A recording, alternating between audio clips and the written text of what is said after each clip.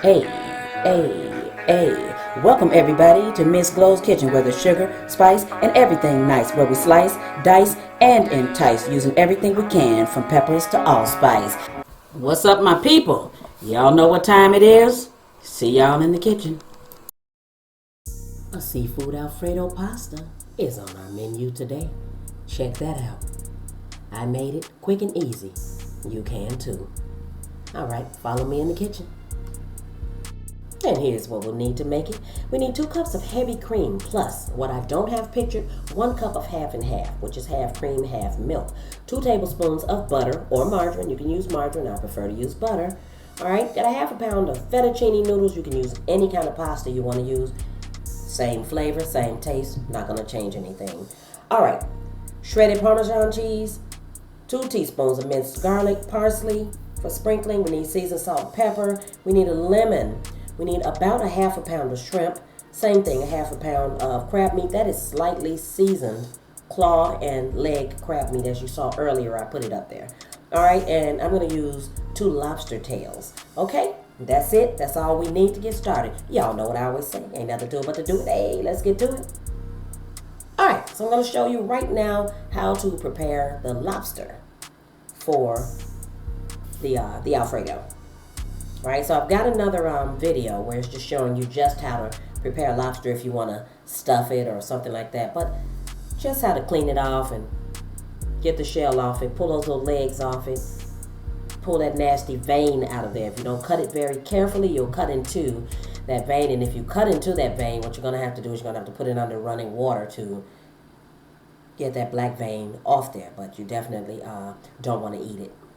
The poo as they call it. We definitely don't want to eat it. And what you can do here, you can either have these lobster tails raw or you can cook them beforehand. And what happens is after you cook them, you just take the meat out of the shell and all you have to do is chop it up and boom, you're ready to go. You know what I'm saying? If you take it out raw, then all you have to do is saute it for a couple minutes and trust me, it'll be ready. It's very, very easy. Don't let lobster tails scare you. If you're used to cooking lobster tails, then okay, disregard that part. All right, so as I said, 2 lobster tails, I got them split down the middle, and then what I'm going to do is I'm going to give them a really quick rough chop. All right, chop this as big or as small as you like. But just remember, if you have that crab meat, it's probably rather small, so you probably want to do your pieces of lobster a little bit bigger than that, right? You'll be able to differentiate between the pieces, but then you'll get more of the flavor in every forkful, so check that out. All right, so we're going to move over to the stove. You want to heat your pan. You want to put a little bit of oil in it, olive oil, vegetable oil, corn oil, grapeseed oil, whatever kind of oil you want to use will be fine. Into the pan, we'll put our raw shrimp. I do not recommend that you use cooked shrimp, and I also want to tell you, make sure you rinse your shrimp. I did rinse my shrimp off. I washed them very good before I put them back on that package, which I rinsed off too. So make sure that you rinse your shrimp very well. All right, and so you want to take the shell off too. If you decide not to take the shell off the tail of it, that's up to you. I don't like to leave tails on when I'm putting shrimp in a dish, so it's really going to be up to you for presentation purposes, however you want to do it. Now what I am going to do here is I'm going to stick the lobster right on the side of it. So I'm going to saute that lobster a little bit. So we're going to do these shrimp until they're nice and pink. They're done in the center. It's not going to take that long. As soon as they turn pink, a couple seconds after that, trust me, they're done. Believe me on that one. All right, so when the lobster, when they turn, what do I want to say? When they turn a pearly white, when it turns a pearly white, and then, red on the outside like that, then those are done too. So you don't want to overcook your lobster meat, or else you're going to have a rubbery texture. Do you know what I'm saying? You're going to have a really chewy texture, and you don't want to do that. So don't overcook your lobster meat. Don't overcook your shrimp. Now, I got my crab meat out of a can this time. Now, normally I will, if we do seafood boils, I'll take the leftover crab meat out of the legs and out of the claws, and I will save that meat. I'll chop it up and use it in a dish such as this. So if you happen to do that, then that's just fine. As a matter of fact, it's probably even better. So I'm going to jump over to the part where I'm going to squeeze some fresh lemon juice over the top. So You can put as much or as little as you like. So it really doesn't make a difference, because at the end when the dish is done, if you want more lemon, you can squeeze some more lemon juice on top of that, and you can put a little lemon zest on top of that too, which will bring out the lemon flavor in the pasta dish a hell of a lot more. All right, so this is done. I just wanted to put the lemon on there, let you see how it looks when it's done, and then we're gonna move on to the next step, which is to actually make the Alfredo sauce. So Alfredo sauce is like super easy. We're gonna throw those pats of butter into a hot pan. We're gonna let them melt.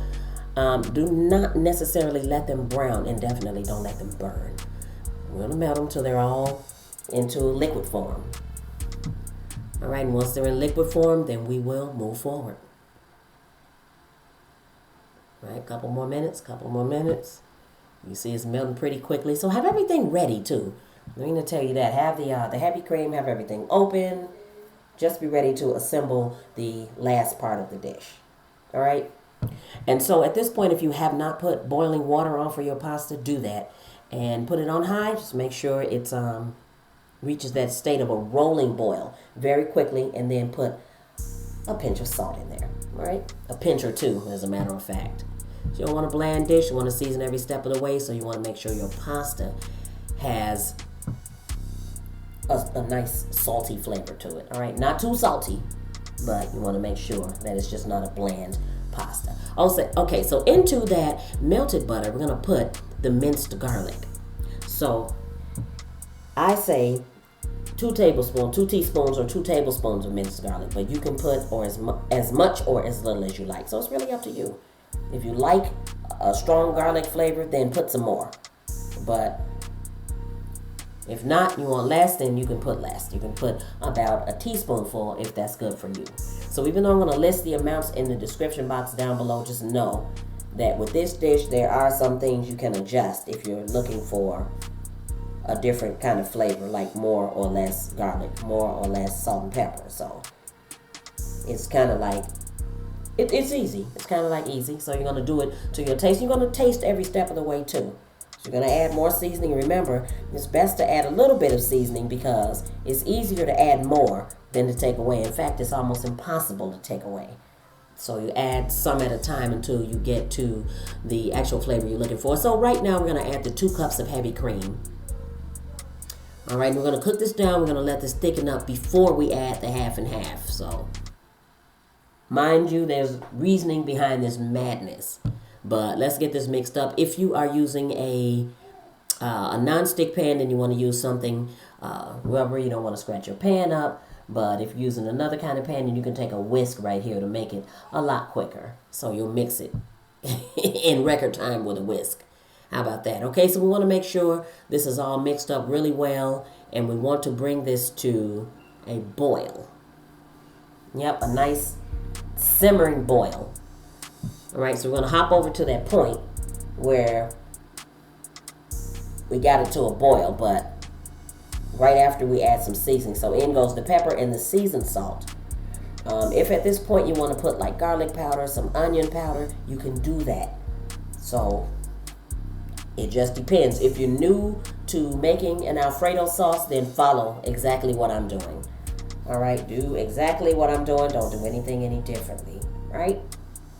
But if you already know how to make one and you want to incorporate some different flavorings into it, then yep, because you can add some nutmeg, you can add some parsley at this point. So you don't have to wait until the end to sprinkle fresh parsley, or you can put a little bit right here and it can cook down into the sauce. So it is a number of ways to make this sauce. So I am making this right here and making it as simply as I can. All right, so at that point where you see that we've thickened everything up, then we're going to put in that cup of half and half, which I said is half cream, half milk.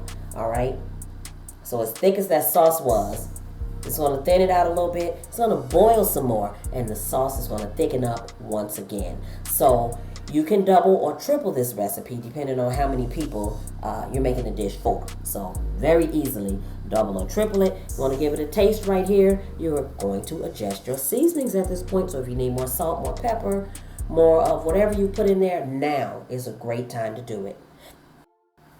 All right, so the pasta is in there boiling. Just Put it in now. Remember that rolling, bubbly boil I was talking about? Take a look at this sauce right there. You can see it's bubbling just a little bit. So while it's doing that, the sauce is thickening up. So check that out as I'm stirring it. You can see that it has gotten a little thicker. All right, so you don't want to reduce this to a ridiculous amount. You don't want to reduce this until you have almost no sauce in the pan. What you want to do is you want to make sure your Alfredo sauce is thick enough to stick to the pasta. So you don't want a watery sauce. It's not what you're looking for. All right, so you want a sauce that's going to stand up even after you put in the seafood. All right, so we're going to hop over until this pasta is almost ready and we're adding the meat. All right, so before we add the meat, we're going to add the cheese. So here we're going to add that shredded Parmesan cheese.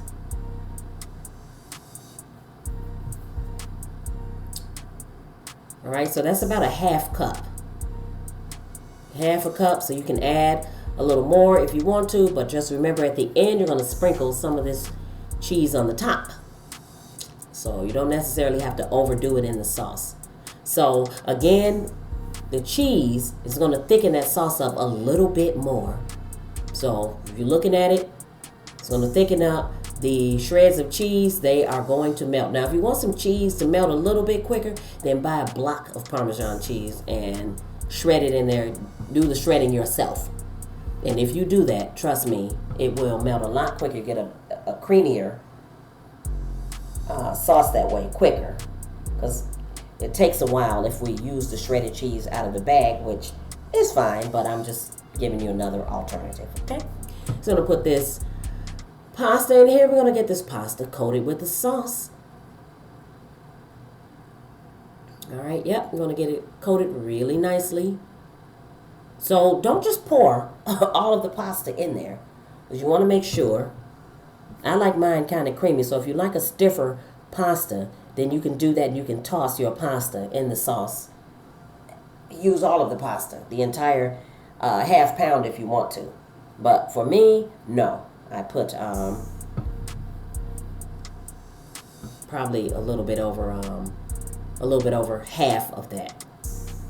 All right, so a little bit more than half of the pasta, and that's going to leave me some of the juice because I don't like to have very thick pasta without some of the sauce being left over. All right, so check that out. Look how it coated perfectly, right? Yep. Yes. That's me patting myself on the back. All right, so in goes the crab meat at this point. Now, here is where I'm going to tell you, really, you're going to put as much as you want to, right? As much or as little. I like a lot of seafood in mine, but keep in mind that we have 3 different types of seafood that's going in here. So we've got this crab meat, then we've got the shrimp, and then we've got the lobster. Now you can save the lobster pieces, and you can use that for a garnish on the top if you want to. And remember, it's not really going to be a garnish, but because believe me, that's the first thing that's going on our fork is that lobster. All right, so in goes a little bit more of the crab meat for me, personally. All right, and at this point, my flame, my fire under the pan, it's off. So it's still on the warm eye on the stove, so this is still warm. But you do want to work in a timely manner here, so you want to work very quickly here. So you want to get this put in. So for instructional reasons, I'm taking my time, but trust me, if I was off camera, I would probably stir this in a heck of a lot quicker. All right, so in go the shrimp. Almost all of them. Why I left that too, I have no idea. Don't ask. I don't know. See, I end up putting the rest of them in there. I'm telling you. Don't leave no shrimp out. Not shrimp. Nope. All right, so here we go. Now what we're going to do is make sure your fresh parsley has been chopped up really well. And what's going to happen is this is going to go on a plate. And on top, you're going to put your lobster and the parsley. Check that out right there. That's what I'm telling you. Lobster and the parsley. Look at that. Baby, when I tell you, look at this. Now, I did not come on camera and taste this, but I'm telling you, Just the live video right here should do it for you. I don't need to taste it. I put a wedge of lemon right there. Trust me, take that lemon, squeeze some on the top of it. It's going to give it an even extra amount of flavoring on there. Thanks for watching, everybody. Go make this. See y'all next time. For more great recipes, tips, and ideas, check out some of my other videos.